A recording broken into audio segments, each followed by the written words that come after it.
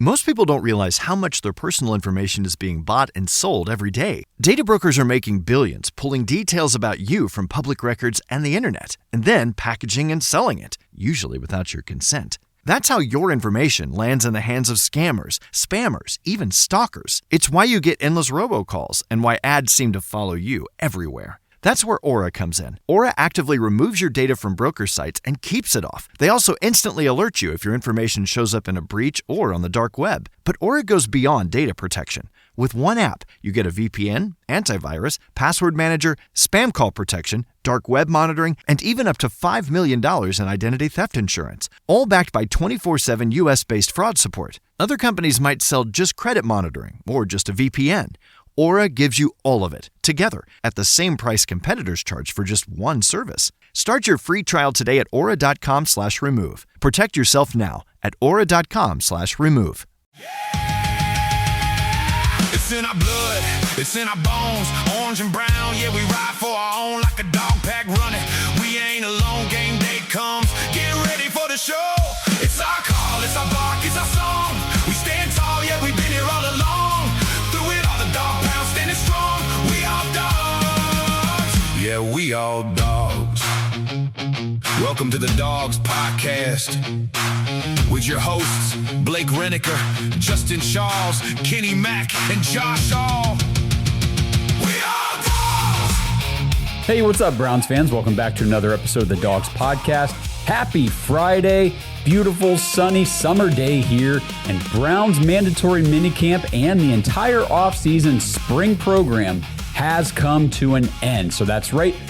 All the players, they're leaving Berea, they're off on their own, and they will be gone on summer break until late July when training camp starts. So everybody will come back to get ready for training camp, but that will be, I don't know what, 6-7 weeks or so from now. We've got a nice stretch here where there's not going to be a whole lot of NFL news, not a whole lot of roster news, football news, hopefully. Actually, fingers crossed. Honestly, if you guys have been following the Browns for more than a couple years now, you kind of know. And honestly, it's not just the Browns, but this summer break period, joke about it all the time, kind of lightheartedly, but in all seriousness here, this is the time of year that NFL GMs dread the most because there is no contact, there's no connection to the facility, to the team. Everybody is off on break. This is the time of year where, unfortunately, people get arrested. Guys do stupid things. They maybe aren't working out the way they should be, or the lesser disciplined players sometimes. July 4th is over this stretch. You always have to worry about a player on your roster blowing off his fingers or losing an eye. I mean, this stuff happened. Najee Harris the other year. Jason Pierre-Paul, like this stuff happens. You worry about it. And it is a time of the year where you just hope and pray that nothing happens to anybody on my team. So say those prayers, have those positive thoughts that the Browns are going to stay out of trouble and stay healthy. No jet skiing accidents. I mean, that was Hines, the running back, Nyheim Hines. Nyheim Hines, when he played for the Bills, and then obviously then the Browns signed him after he was supposedly back from that injury, but then he never saw the field because he was never right again. So stay freaking safe and smart. Any players who might happen to stumble across this, which I know you don't, but that's fine. This is for the fans, not the players. But just be smart during this time. And I guess that goes for you fans too. Do not be dumb with fireworks and anything else while we get excited for this summer weather and summer activities, which I'm super pumped for as well. Got a vacation coming up here in a couple weeks, which means there will be a stretch at the end of June here where I won't be doing the podcast. I will have a couple pre-recorded shows for you guys during that time, so just bear with me. But here we go. The Browns off on summer break, and I'm going to recap the mandatory minicamp from the past week, kind of go through my brief notes from each day. Nothing crazy went on, nothing major, and all of that kind of stuff. Zach Jackson dropped an article today with some of his takeaways, and as he is currently one of the very few Browns media members that I trust, and I guess I'll comment on that here a little bit. Don't worry, Brad, I'm going to get to it. Everything going on with Ken Carman. Yeehaw. But so we'll talk about some of the takeaways from Zach Jackson and then just some overall pointers about the team as we go into summer break. Before I do, make sure I got a couple things here real quick for you guys. Number one, you want to play fantasy football with us this year? Go to jointhedogs.com. We have registrations coming in hot and heavy, people signing up every single day. Awesome. I am so excited for the growth of this dog pack community, our Discord, our private Discord channel. Come hang out. Come check it out. See what it's all about. Again, like I always say, if it's not for you, then you don't have to stay. There's no obligations, no hard feelings. But if you're looking for a good, I didn't even say good, a freaking fantastic online Browns fan community where you can get in, meet other diehard Browns fans from all across the world, the Dog Pack is the place to be. And again, fantasy football registration's going on right now. Leagues will be created later in the summer. That hasn't happened yet. So if you've registered but you haven't gotten an invite to your league, don't panic. It's because they don't exist yet. Those will be coming right now. We're just collecting registrations to get an idea of how many leagues we will need to create. So jointhedogs.com. Number two, tomorrow, Saturday, bowling with the pros. It's going to be a great time. That is at Hall of Fame Lanes in Canton, Ohio. We're going to be live streaming from there. So come check it out. If you're local, it's $50 to bowl, $20 a ticket just to come hang out at the event, which honestly, there's going to be I don't have the list pulled up, tons of Browns alumni there. Headlined by Bernie Kosar. We're hoping to have an opportunity to sit down on the show with him. These events are always kind of, you play it by ear. You have no idea who's going to be busy, who's going to actually, sometimes these guys don't end up showing up because they get caught in traffic or a family thing comes up. Last year we had plans to interview several guys and then they were bowling, so we couldn't pull them into the show. It was just, we play it by ear, but we want you guys to tune into the live stream if you can't make it to the event. It's going to be a ton of fun. Bowling with the Pros tomorrow from 11 a.m. to 4 p.m. at Hall of Fame Lanes in Canton, Ohio. Last thing, real quick, I had a couple people reach out and ask about the Cleveland for Christ t-shirts that the players and the community members were wearing at the event last Sunday. I actually have no idea where they got those t-shirts or who sells them or who made them, what the deal is with the actual t-shirts. I do have Cleveland for Christ t-shirts, a design of that on our podcast store. So if you go to thedogspodcast.com/shop, you can find a Cleveland for Christ shirt there. And I will actually, I'll let you guys in on this. I'm going to be doing an episode next week with Browns team chaplain Nobles Darby IV. So the guy who, the lead orchestrator, I don't even know how to phrase it, of the Cleveland for Christ event last Sunday, along with the Browns players who went and joined him at the Berea Municipal Pool. I'm going to have him on the podcast next week. So if you're interested in that conversation, don't miss that episode. All right. I think that's all my housekeeping stuff. Let's just go through minicamp notes, and then we'll dive into this Zach Jackson article a little bit. Minicamp day 1, Tuesday. Big story out of that. You guys already know by now, Dillon Gabriel, the number situation, the jersey number conundrum has been solved. Apparently, and again, I didn't see this actually reported. The Browns, as far as I've seen, have not commented specifically on all of this. They just went about their way.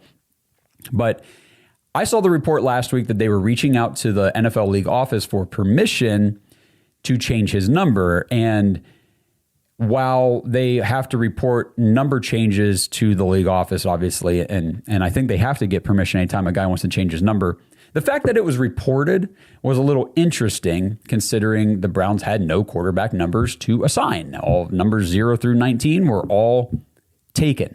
So there was nothing for Dillon Gabriel to switch to. And yes, I know there are still people that say, well, I thought they changed the rules. You can wear whatever number you want now, no matter what your position. No, that's not true. There are still position-specific numbers.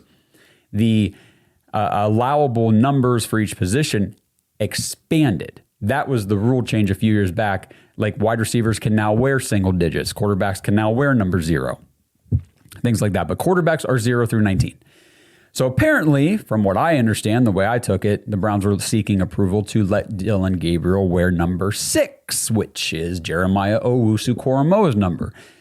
And while Jeremiah Owusu-Koramoah is on the PUP and ruled out for the second straight season, he is still technically on the roster. That is still technically his jersey number. So I don't know the situation. I don't know if this is just a temporary thing. And then obviously Gabriel might have to switch his number yet again if he's on the roster come September after we have roster cut downs and some of those quarterback digits become available.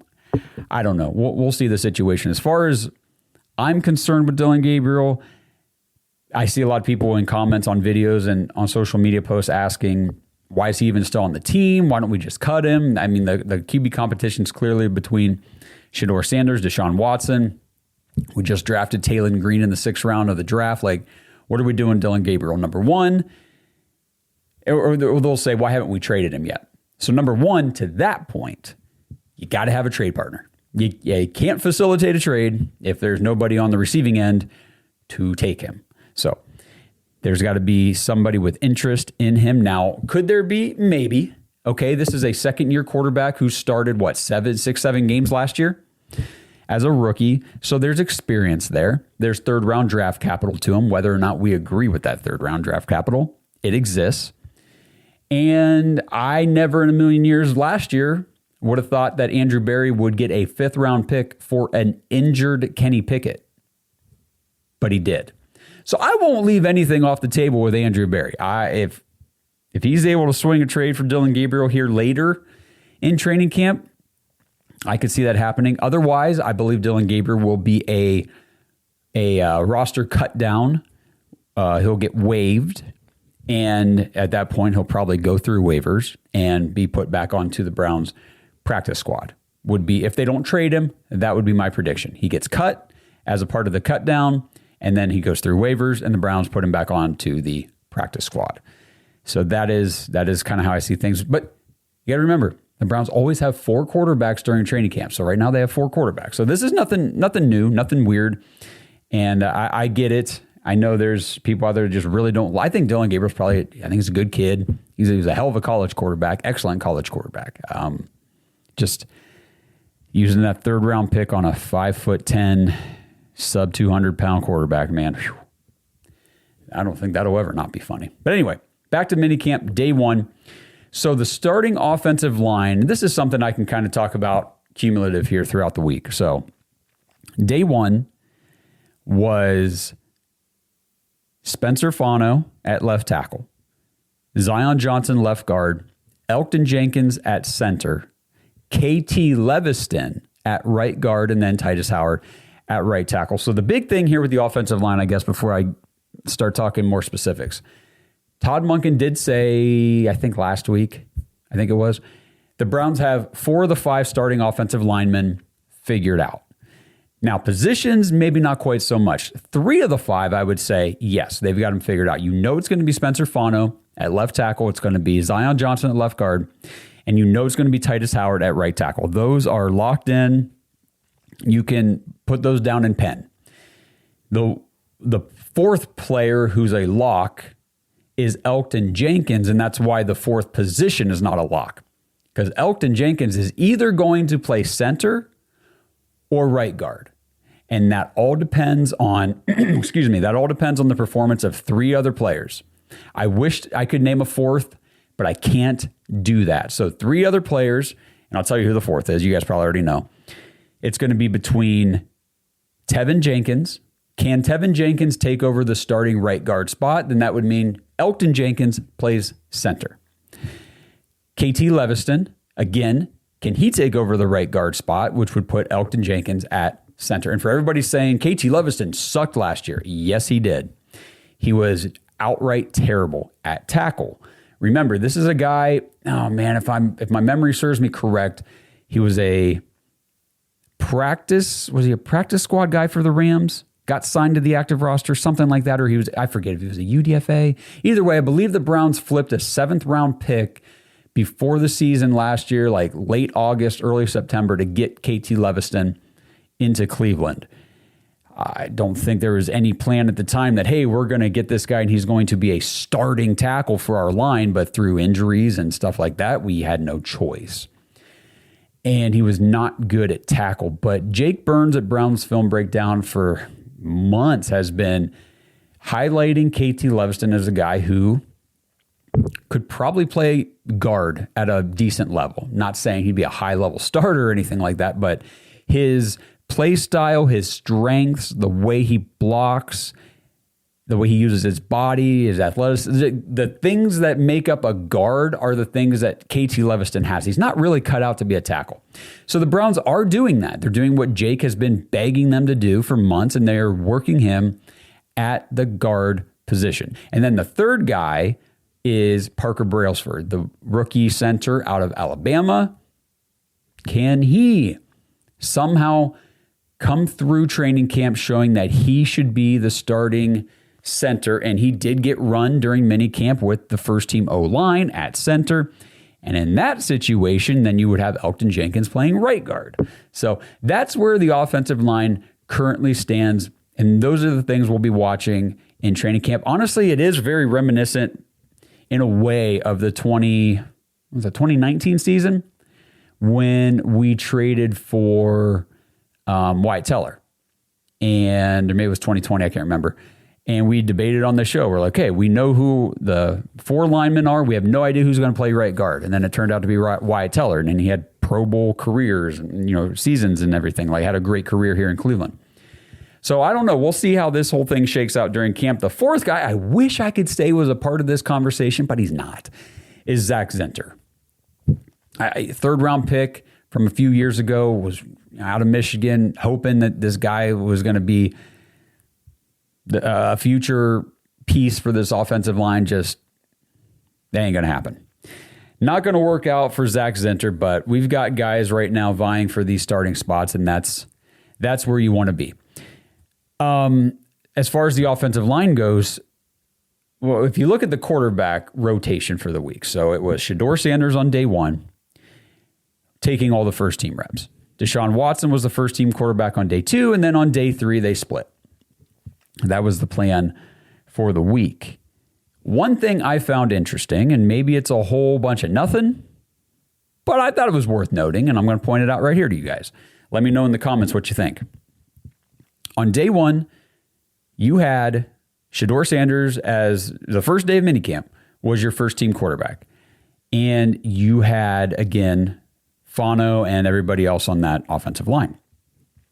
Day 2, Deshaun Watson was the first team quarterback, but they decided to put Spencer Fano back with the second team O-line with Shedeur Sanders. And they put DeJuan Jones with the first team O-line at left tackle with Deshaun Watson. I thought that was, how do I say this? I'm not trying to make something out of nothing. Okay? But it was interesting because maybe I'm crazy. We all know Spencer Fano is going to be the starting left tackle. So if you're going to put him there on day 1, like he's already made that jump over DeJuan Jones for that spot, which we all know is going to happen, why'd they put him back with the second team where Shedeur was on day 2? I don't know. I thought that was interesting. Maybe I'll just leave it at that. I feel like people might be getting a little tired of me talking about this quarterback competition and stuff. I don't know, guys. What else are we supposed to talk about? It's the most important position in sports, and it's something that we talk about every single offseason with this team. And again, here we are in the same situation. But I'll kind of obviously, I'm going to talk more about it. I got stuff from Zach Jackson here. Day 1, let's just get back to the rest of the team. Mason Graham he didn't practice all week. He hasn't practiced at OTAs for a while. I don't think he's practiced at all this spring, has he? I'm asking you guys, like I should know that. I'm pretty sure he has not, but either way, Monday or Tuesday, day 1, was out there in a walking boot, and that was like, oh, what's going on with Mason Graham? We don't have Malik Collins. He's coming off that quad surgery. Mike Hall left, last week or the week before with a hyperextended knee. He's only played 50% of his games that he's been in Cleveland the last 2 years. Now we got Mason Graham in a walking boot. Who the hell's going to play the center of this defensive line? Okay. Worries kind of went away a little bit. Day 2, Mason Graham, again, not practicing the rest of the week, but walking boot gone. Okay, so he's not out there. He's no longer in the walking boot.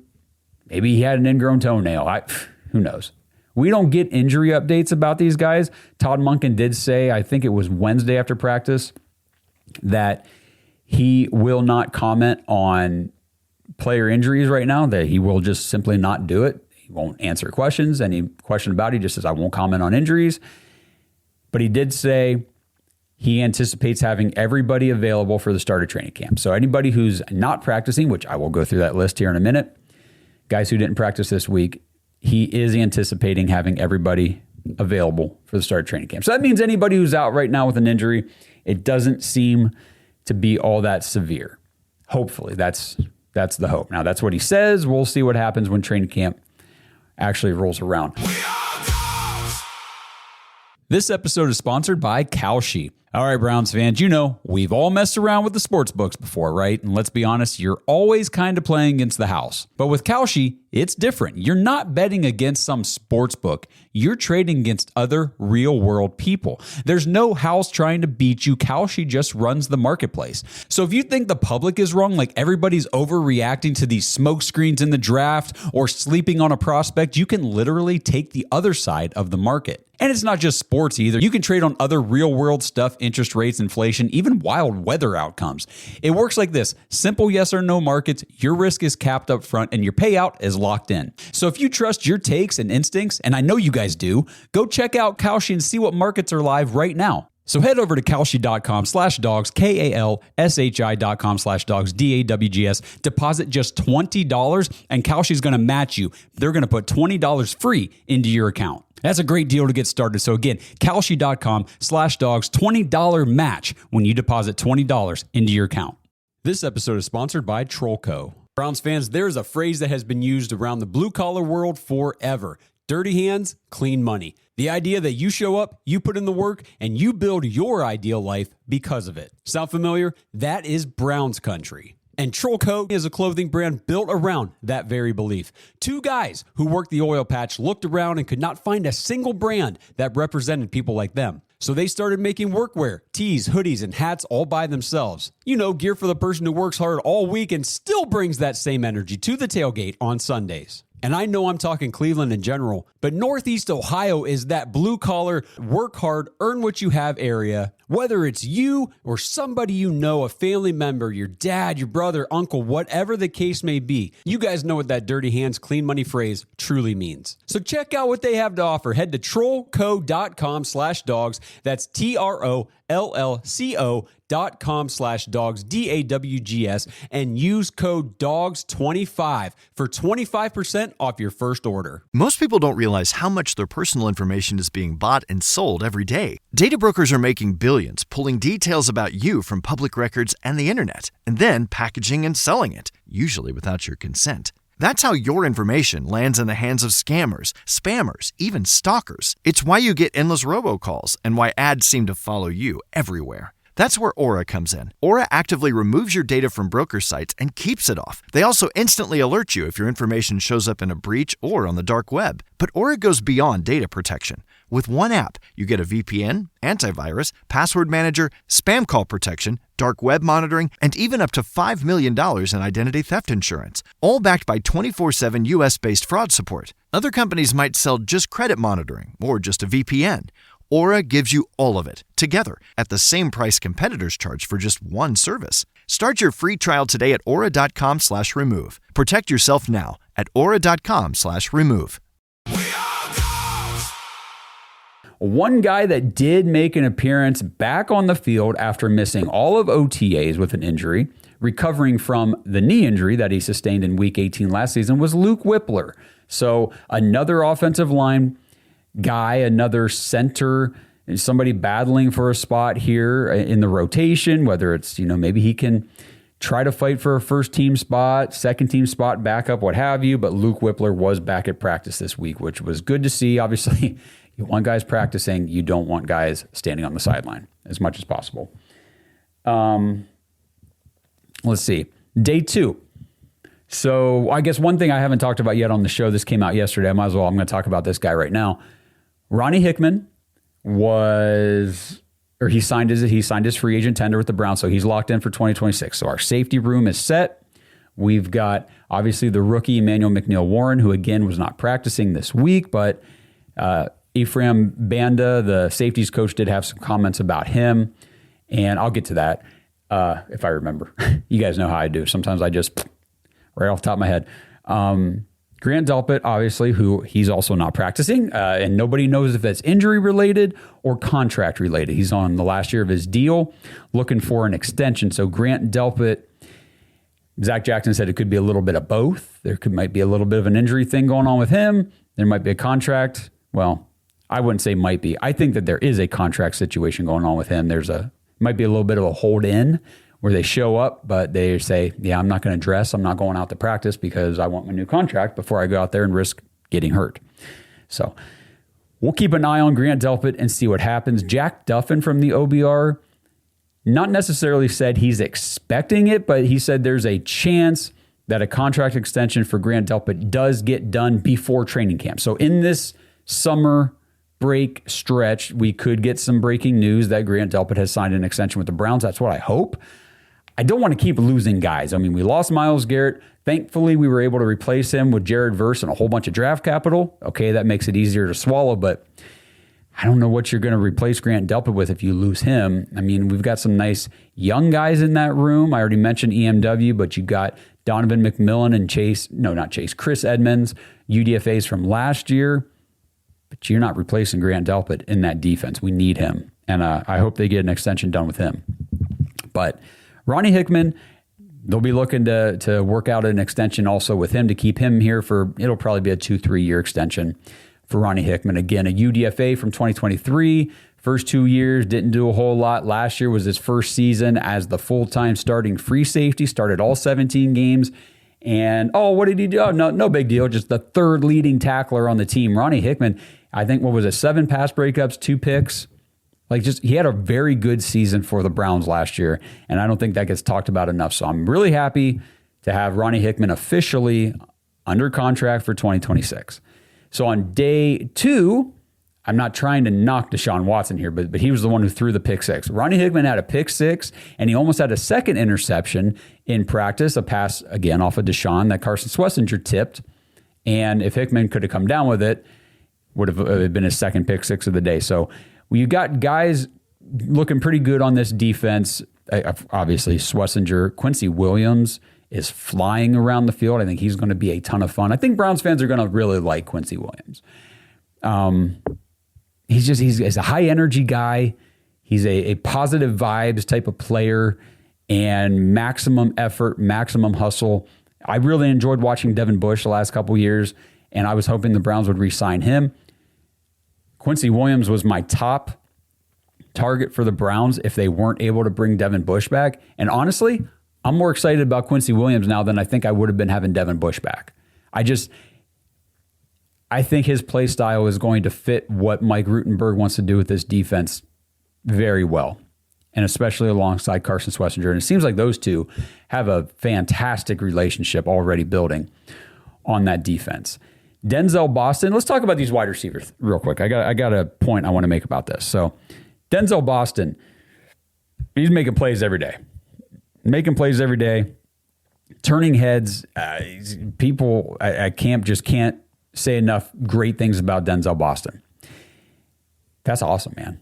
I'm excited for Denzel Boston. I think that there is a really good possibility that he outproduces expectations in year 1, depending on quarterback play, depending on what we can get out of our offensive line, if we can hold up protections, Todd Monken's offensive scheme. There's a lot of variables at play here, guys. A lot of variables, but it's good to see these receivers making, especially a guy like Denzel Boston. And I'm sorry, I'm going to get off of so many tangents today because of what I read in comments. And maybe I need to quit reading comments, but I like hearing what you guys have to say. I just don't like hearing what idiots have to say. It's just practice. They're just in shorts. Who cares? None of this stuff even matters right now. If it didn't matter right now, they wouldn't freaking do it. Okay?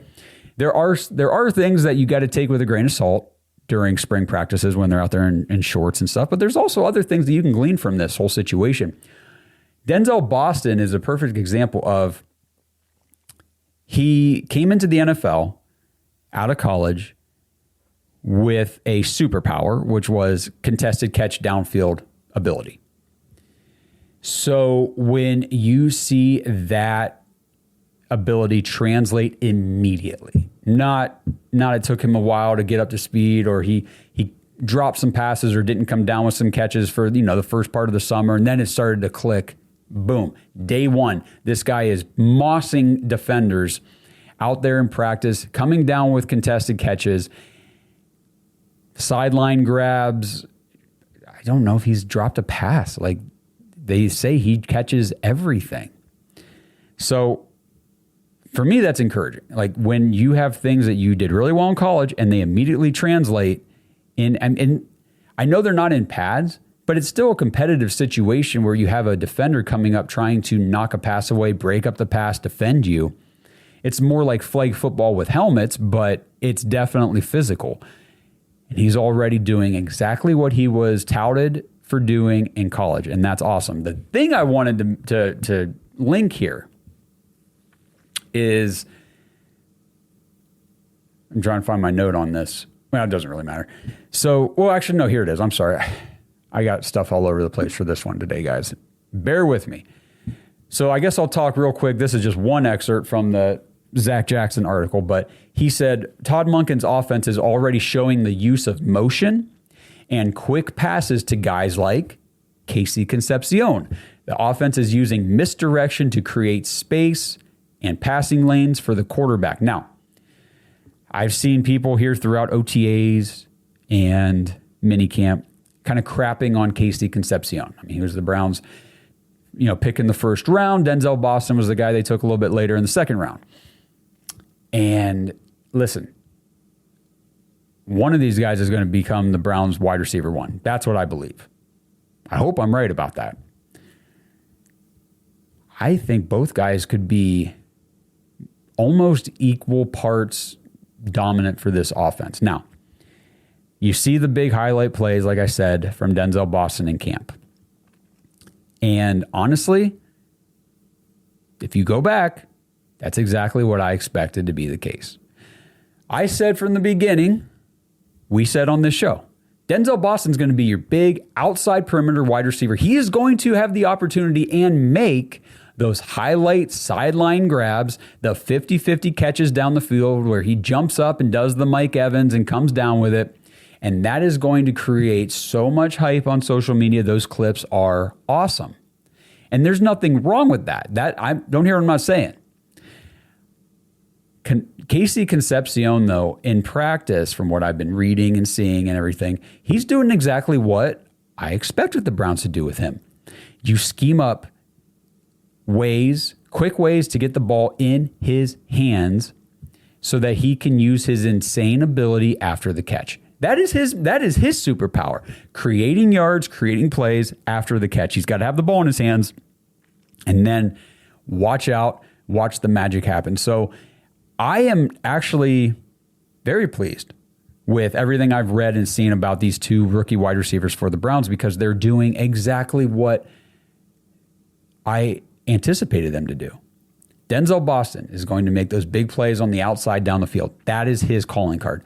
Casey Concepcion's not going to get all the highlight plays, especially from these type of mini camps and stuff where they're in shorts, because he'll catch a quick slant and immediately, cornerback's going to pull up because he can't hit him.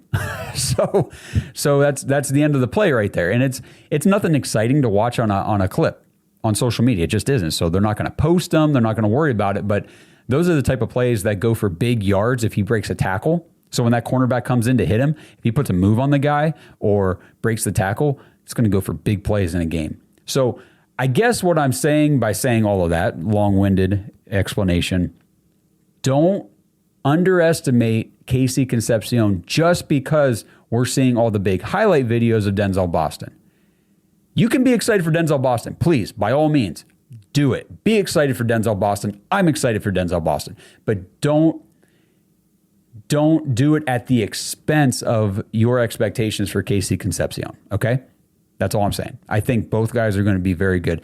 And Isaiah Bond, man. Isaiah Bond has been really making big plays so far. He's been much improved from last year. It seems like he has expanded his route tree. He's been working on his craft. They say he added about 15 pounds of muscle.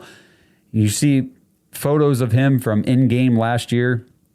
And he's a small receiver. Like he's thin, he's slight. And now you see some pictures and stuff from him at practice now in minicamp. He's got a little more rocked up. He's got a little thicker frame on him. And you can see the muscle that he has added. So I think the Browns have a really good trio of wide receivers. I see people are calling it the BBC, the Boston Bond Concepcion. Like that's the nickname. Okay, whatever. All I know is we do have 3 very young wide receivers. Isaiah Bond is younger even than Denzel Boston, which is crazy. And I think the future, let's put it this way, a past that has been dark for Browns wide receiver because we haven't had much to speak of. The future looks bright. Will it come to fruition? Gosh, I hope so, man. I really do. I really do. Because I'm tired of not having any freaking talent on this offense. And I think we got it. I think we do.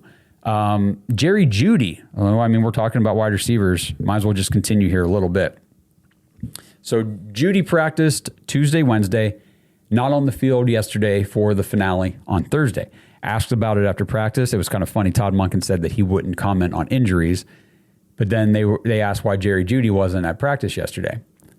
And Monken said that he felt something with a hamstring prior to the practice, and the team decided not worth it, not worth the risk right now. This is the last day, and then we got summer break and then training camp. Like, just sit this one out. So apparently a little bit of a hamstring with Jerry Jeudy. So that'll be worth monitoring when training camp starts next month. Is he full go, or is he, if he's limited when training camp starts, then this will be a bigger deal than I think it is. But right now I don't anticipate that being a big deal for Jerry Jeudy. But the big thing, Todd Monken said, there will be no veteran days of rest for anybody. So, and I guess that speaks to something else Zach Jackson said, which I'll get to, but there really aren't very many veterans on this team anyhow who would even be thinking about a Veterans Day of rest. So let's move on here. Oh, I'm sorry. No, one last thing with the wide receivers. I haven't heard anything really about Cedric Tillman. Have you guys? Seriously, comments. Let me know. What have I missed? I haven't seen anything. I haven't seen a highlight. I haven't seen anybody post that he's looking good or making plays downfield or big catch or anything. I don't even know. Like I forget that he's even on the team right now because no one talks about him. It's the other 4 guys I just mentioned, plus the tight ends who are getting involved, obviously the running backs, Aaron Anderson, the UDFA receiver, Gage Larvadan, Luke Floria, our Kent State boy from last year, making some noise here in camp. I haven't seen anything about Cedric Tillman. So maybe that's just me, but you guys let me know if you have as well. Okay, I'm just going to kind of look through my notes here. The only guy that Todd Monken did comment on for an injury was Malik Collins. So that day, Wednesday, when he said, I'm not going to comment on player injuries right now, but I anticipate everybody being healthy for training camp. Reporter asked him, well, what about Malik Collins? He said, okay, except for Malik Collins. He's the only exception. He didn't say this, but I mean, basically what he was saying is, I don't anticipate Malik Collins being ready to go right at the start of training camp, but everything I've read, everybody I've listened to, they expect him to be ready at least for the season, the start of the season. I think later in training camp, we'll start to see more things out of Malik Collins. But yesterday, day 3, minicamp, there wasn't a whole lot to speak of. It was what Zach Jackson called it, like more of a dress rehearsal kind of. It was more along the lines of a Friday practice before a game where it's not really full go. It's a lot of walkthrough period. Yes, we're going to do they did some team drills, but the intensity wasn't really there. Somebody described it as an atmosphere like the last day of school. I mean, it was the last day of spring program before summer break. So I think it was more of a, let's just rehearse a couple things here. We'll fine tune some concepts that we've been working on, and then you guys get off into your break. So I think that was more of the approach to the finale for minicamp and everything. Zach Jackson did say Deshaun Watson obviously started off with the first team in the 11-on-11s, but then Shedeur Sanders ended up getting more and more reps as the practice went along. Trying to think if there's any other specific notes I wanted to talk about from minicamp yesterday. Not really. There really wasn't a ton. Guys who did not practice, it was the same pretty much every day. So you had Mason Graham, of course, walking boot, then no walking boot. So at least he's improving. Dom Jones, Daniel Thomas, Emmanuel McNeil-Warren, Harold Fannin Jr. again, still with the groin injury. Not Joe Royer. It was Carson Ryan, the rookie tight end who didn't practice the last few days. Denzel Ward, Grant Delpit, Kalia Davis, another defensive tackle, not practicing. So, I mean, as far as when you're talking about first team offense, who's running what, who's doing this, you got to remember too, the first team defensive line, who is it? Yes, Jared Verse started practicing this week, which was great. He definitely displayed his ability to get pressure on the quarterback. You got Isaiah McGuire, Alex Wright out there. Defensive tackle, there's nobody. There's no starting defensive tackles available for the Browns right now. Mike Hall's your top guy. And after that, you're looking at Sam Kamara and probably some of the UDFA guys. So just take everything with a grain of salt. Again, it is spring practice. They are in shorts. There are things to watch for. There are things not to overreact about. I see people. It's funny how a lot of people in comments and social media, they'll use the same justification to justify whichever take they have. For example, Shedeur Sanders completes a nice pass down the field to Denzel Boston. Joe Schmo says, who cares? Who cares? They're in shorts. Who cares? There's no pass rush. Who cares? Okay. Next video clip, Shedeur Sanders in a walkthrough throws the ball over the middle of the field or over the middle of the line right into the outstretched hand of Mike Hall. Bats it down. Incomplete pass. Joe Schmo. Oh, he sucks. He sucks. He's terrible. I thought you just said it was no big deal because it's just a shorts practice and there's no pass rush. So, you know what I mean? Like, which is it? Which is it? But Joe Schmo cracks me up because there's a lot of him out there.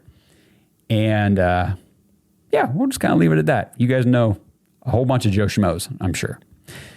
Okay, so this Zach Jackson article, let's kind of talk about this real quick. There's not a ton here. I've kind of already mentioned some of the notes from this. But one thing that he said in there that I thought was interesting, and I agree with, I really do agree with, and I want to bring it to you guys here. Cautioning fans, myself included, because I'm a fan, Jackson cautions us to temper our expectations for the Browns here in 2026 due to the fact, now he's not saying we're going to suck, okay? He's not saying it's a one-win team, but he's saying just there are people out there like, oh, we're going to win 12 games this year. I get it, guys. I'm excited too, man. I am. But here's what he said.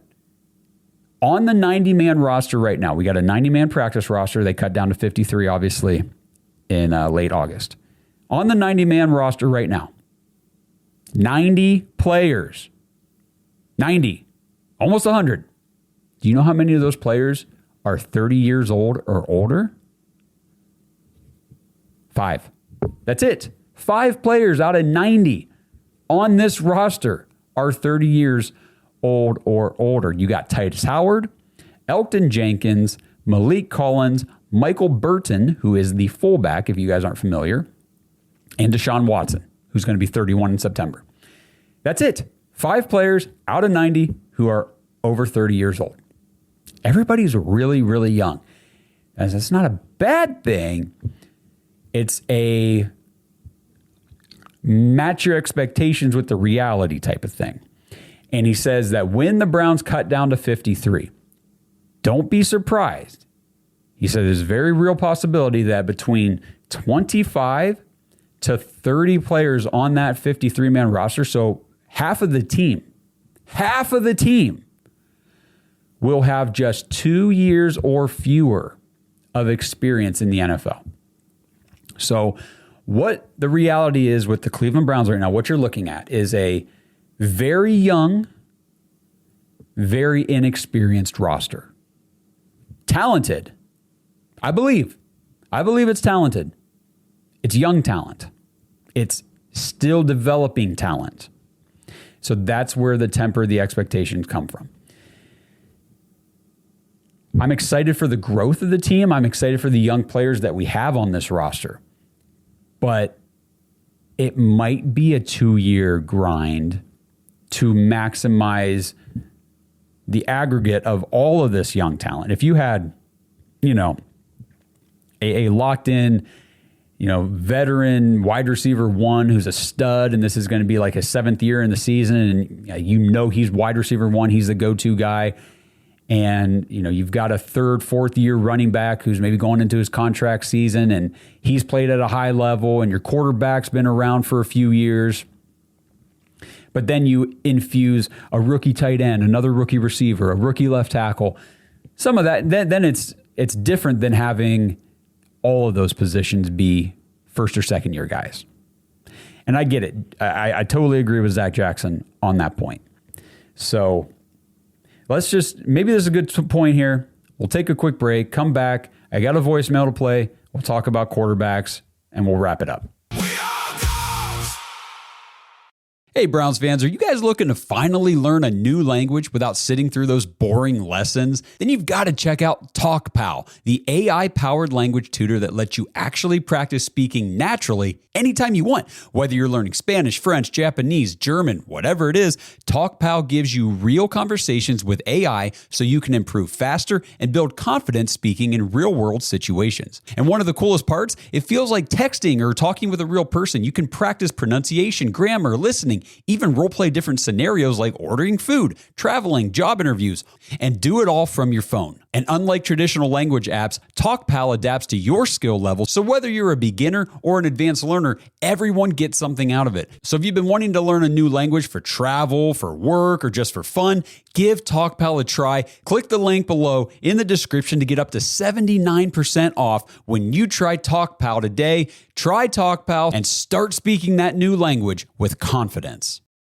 Hey, Browns fans, we just partnered with Fanatics to bring you guys the best Browns gear available. Head over to brownsmerch.com to check out everything in our storefront. I know you guys want that new Shedeur Sanders number 2 jersey. We've got those in there. Rock the Depoy and the D-Roy jerseys with Myles Garrett and Carson Swessinger, along with the other studs from last year's draft. We've got a collection of Browns hats, T-shirts, and hoodies you can browse through too. Again, that's brownsmerch.com to check out our Browns gear powered by Fanatics.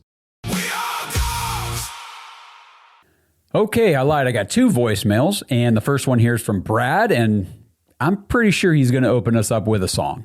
You can't always get what you want, but if you try sometimes, you get what you need. Well, now as the dust has settled and the drama has at least squelched, we have traded Myles Garrett for Jared Verse and some picks. Man, initially, first, I was pretty upset of us trading, the best defensive end in the league. But when you look at it, Myles was never a leader and a voice in the locker room, and complained a little bit more than you would have liked. But still, best player on the defense by far. But, we might have a future leader, and that's good too. And then we have all the other drama with Taylor Gabriel's number, the quarterback battle, O-line battle. It's going to be interesting offseason and training camp, and I'm looking forward to all the delulu and the funness. All right, let's go, guys. Let's get it. Let's go, Browns. Woof, woof. Yep, there you go. You can always count on Brad for a nice song here on a Friday morning, or by the time you guys will listen to this Friday afternoon. Myles Garrett thing, we talked about that. We talked about Jared Verse. I do think Jared Verse is going to be immediately a leader on this team. Not just a leader on the defense, but a leader on this team. You listen to everything the the Rams coaches have said about him, former players, teammates, people that have been around him. Just listen to him talk. Listen to the way he addresses the media. The kid is a leader. He is a true-born leader, And, when I say that Myles Garrett was not a real leader, I'm not saying that. I don't say that anyway. Maybe Brad meant it this way. I don't know. Brad, you let me know, man. I don't mean it in a disrespectful way. I don't mean it in a, like, I'm going to knock on Myles Garrett because he's gone type of way. We said that the whole time he was here. This dude's not a leader. And it's just not his personality. Some people just are not leaders. There are leaders. There are followers. There are people that lead the way, and then there are people that follow the way. And you need both types of people. Myles Garrett was able to go out on the field and just dominate. But when it came to rally the team around me, let's get everybody hyped and focused in, I'm going to bring everybody together in the locker room. We're going to have some come to Jesus moments and kick some at, like, that wasn't Myles Garrett.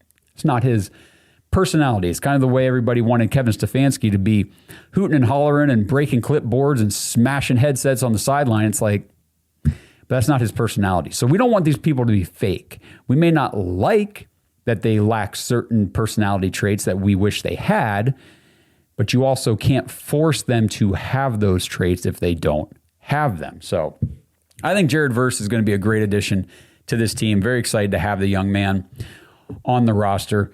And, Brad, yes, the drama about the quarterback situation, we can talk about that here. So Brad, you guys got to follow Brad. He's Ian Schwifty on X. He loves to go at Ken Carman. And the other day, I'm sitting at home with the kids, drinking my morning coffee, just scrolling my morning Twitter, getting some content ready for the day. And here's Ken Carman on 92.3 The Fan, talking about how if Todd Monken's not ready to name a starter, then neither of these guys must be very good. What? I'm like, hey, hang on a second. So just because Todd Monken didn't name a starter in spring practices means both guys suck? So I said that. I retweeted that. I quoted it. I commented, like, why? Why does that automatically mean they suck? From everything that I have seen, okay, everything I've read has said that both guys have looked good. Okay? Both guys have had their moments. Both guys have made their mistakes. And one thing I want to remind everybody, including Ken Carman, I guess, apparently, come on, media people out there, you guys got to understand, we're going to talk about this here for just a second. If you guys don't want to talk about quarterbacks, turn me off now, because here we go.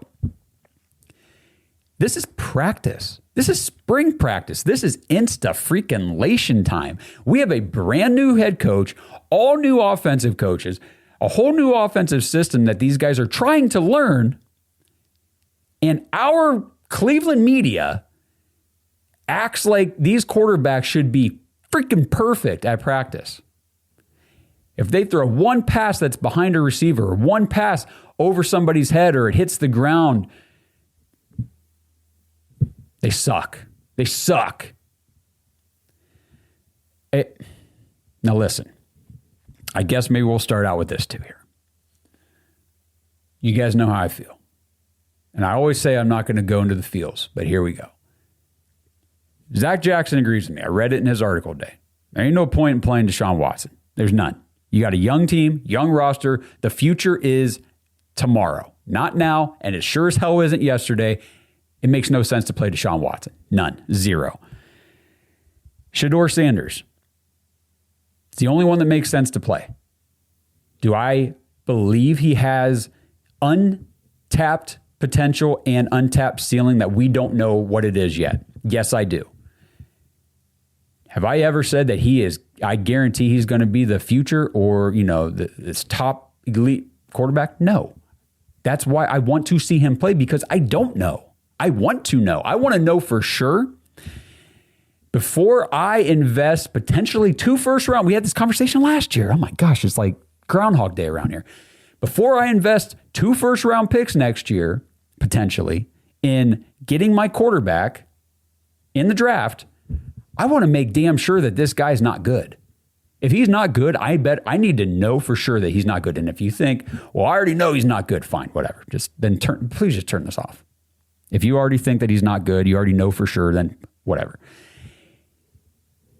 you don't understand, obviously, what happened last year and how the team was and everything. But we've got to know.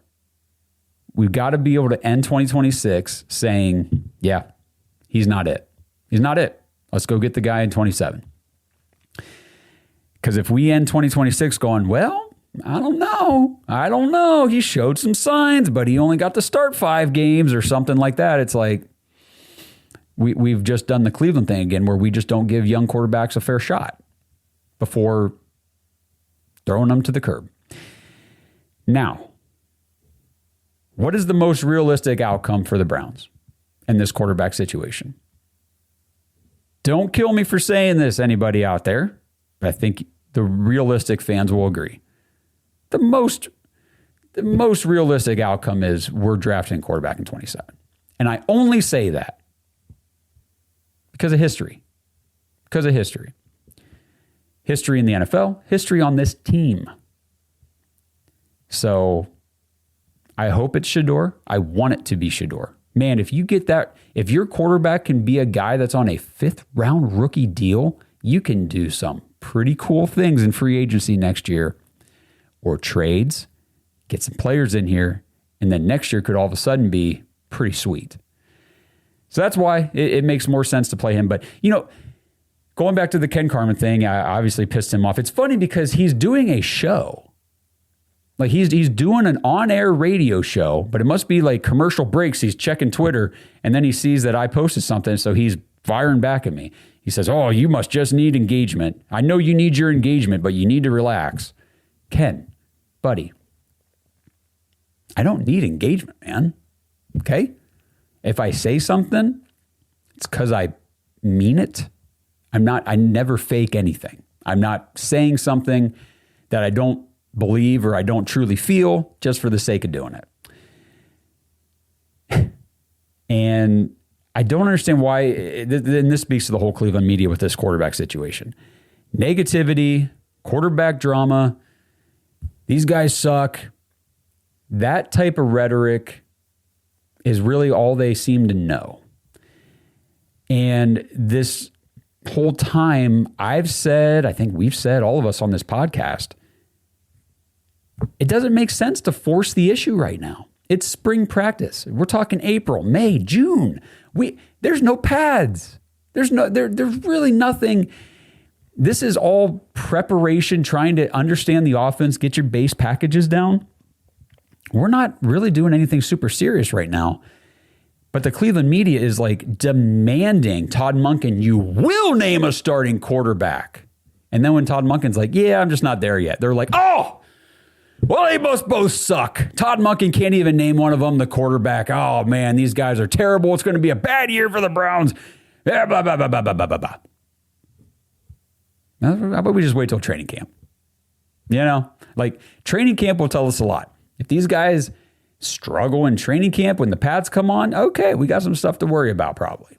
But from everything I read and saw, both guys had great moments. Todd Monken said Shedeur Sanders has continued to develop. Freaking Mary Kay Cabot, who, by the way, was trying to force Todd Monken to name Deshaun Watson the QB1 back in April, before the draft even happened. She was trying to do that. Crazy. Now she's even saying, oh, but Shedeur Sanders has really come on strong here over the second half of the spring program. So I don't understand it. Like, Ken, you say that your, 92.3, the fan, their beat reporter that was he wouldn't even tell me who it was. Our beat reporter who was at camp said that both guys struggled. Okay, but now I have other media people saying, but Shedeur Sanders has come on strong and looked really good over the second half of the spring program. Lance Reisland saying, Deshaun Watson has looked pretty good, but then I got Zach Jackson saying, he looks about the same as he did in 2024. Here's all I'm going to say. The fact that Todd Monken has not named a starting quarterback yet is not an indictment on the quarterback room. Does it mean one of these guys is going to be a high-level starter? No. Does it mean both guys just suck? No. It means it's freaking spring practice, guys. And we've said on this show for months, it makes no damn sense to name a starting quarterback when you've got a quarterback competition going on.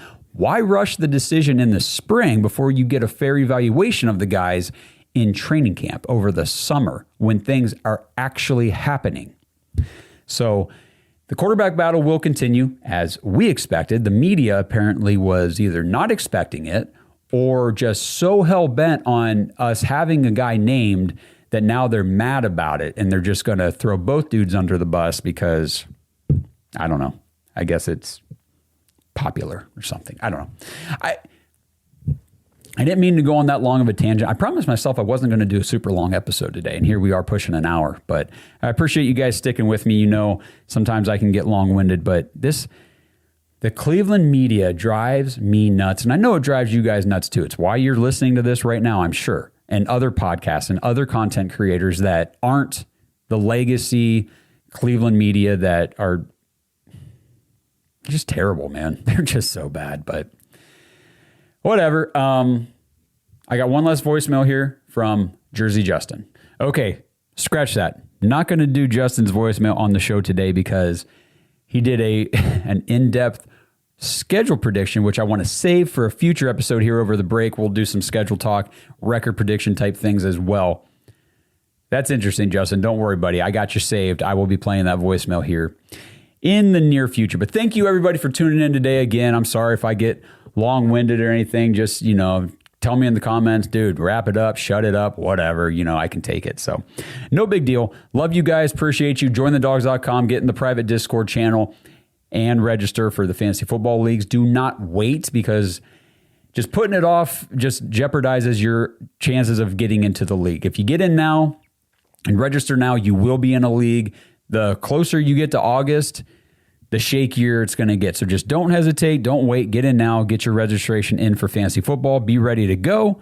Excuse me. I got a frog in my throat. Okay. And then tomorrow, Bowling with the Pros at Hall of Fame Lanes in Canton, Ohio, 11 a.m. to 4 p.m. Make sure you guys come. If you're local, $50 to bowl, $20 to come, hang out with everybody. Autograph packages. There's going to be like 12 to 15 Browns alumni there. It's going to be awesome.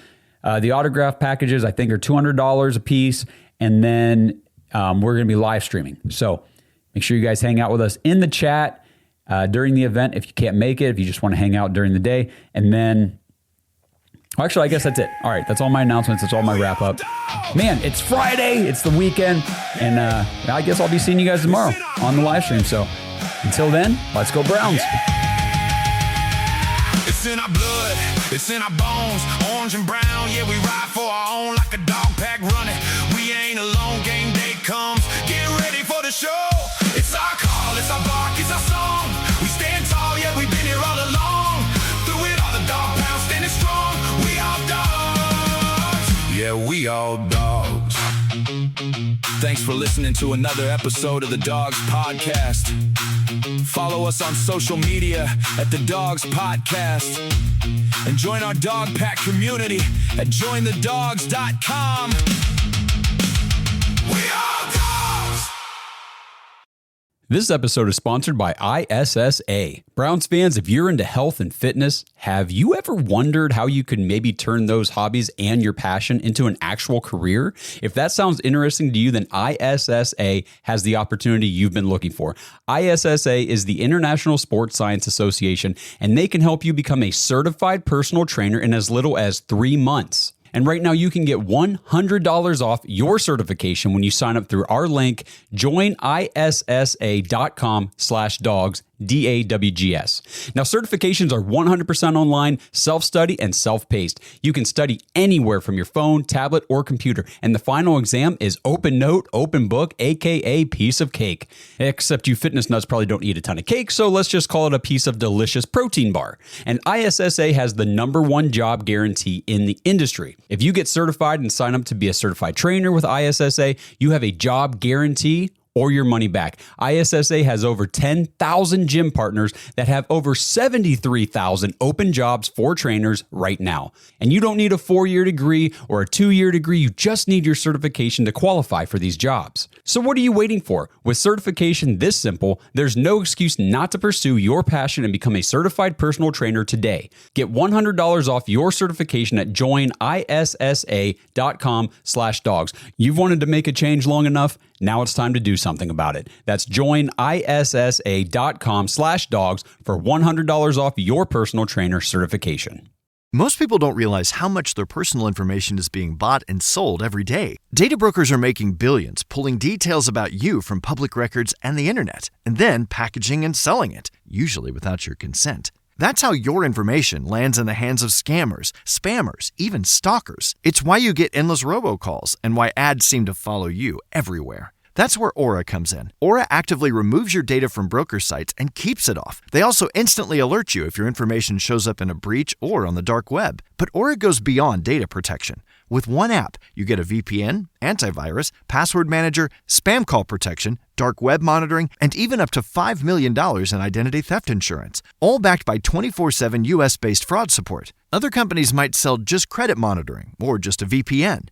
Aura gives you all of it, together, at the same price competitors charge for just one service. Start your free trial today at aura.com/remove. Protect yourself now at aura.com/remove.